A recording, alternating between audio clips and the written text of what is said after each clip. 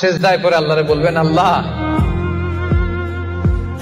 এই পৃথিবীতে আমি ছাড়া তোমার গোলামের অভাব নাই, কিন্তু তুমি ছাড়া আমার দ্বিতীয় কোনো রব নাই।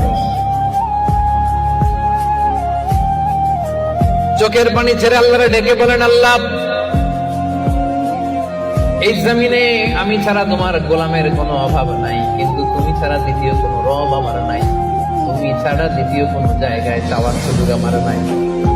চোখের পানি ছেড়ে আল্লাহরে বলেন, আল্লাহ কোরআনে তুমি শিখিয়েছো ফরিয়াদীদেরকে কেউ যদি চায় ওই ফরিয়াদীদেরকে বারণ করা যায় না, তুমি কেমন করে এই অভাগা ফরিয়াদীকে আজকে ফিরিয়ে দিবা। চোখের পানি ছেড়ে আল্লাহর কাছে চা, সব তিনি দিয়ে দিতে পারেন। চিল্লায় বলেন ঠিক কিনা? গোটা বিশ্বের সবাই আমাদের যার যা লাগবে সব যদি আল্লাহর কাছে চাই, আল্লাহ যদি সবাইকে সবকিছু দিয়ে দেয়, আল্লাহ বলে আমার ক্ষমতার 1 ইঞ্চিও কমবে না। চিল্লায় বলেন ঠিক কিনা? বিপদে পড়লে বোঝা যায় আল্লাহ কারে কয়। আমি একবার বিপদে পড়ছি, বরিশাল গিয়েছিলাম, বাসে ফিরে আসতেছি লঞ্চে, ওই লঞ্চে তুফান হয়েছিল। তখন বুঝলাম যে কি ভয়ঙ্কর অবস্থা।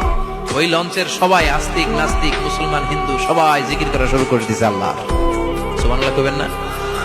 লঞ্চ যখন কেঁপে ওঠে সবাই বলে বাঁচাও। আমি বললাম কে বাঁচাইবে ওকে? হুজুর আপনি বাঁচান। আমি বললাম তাইলে আমারে বাঁচাইবো কেডা? কয় আল্লাহ। আল্লাহ ছাড়া বাঁচাতে পারে কেউ? আল্লাহ আপনি আমারে ধৈর্যশীল বানান, আপনি আমারে শুকরগুজার বান্দা বানান। আল্লাহ আমার চোখে আপনি আমারে ছোট বানান, গোটা বিশ্বের মানুষের চোখে আপনি আমারে বড় বানান। সবাই পড়ি আমিন।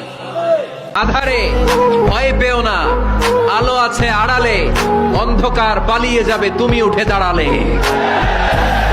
নিজেকে দাঁড়াতে হবে, নিজের সাথে নিজের শক্ত বোঝাপড়া করতে হবে। অন্যের দোষ খোঁজার সময় আমাদের নাই। চিল্লায় বলো ঠিক কিনা?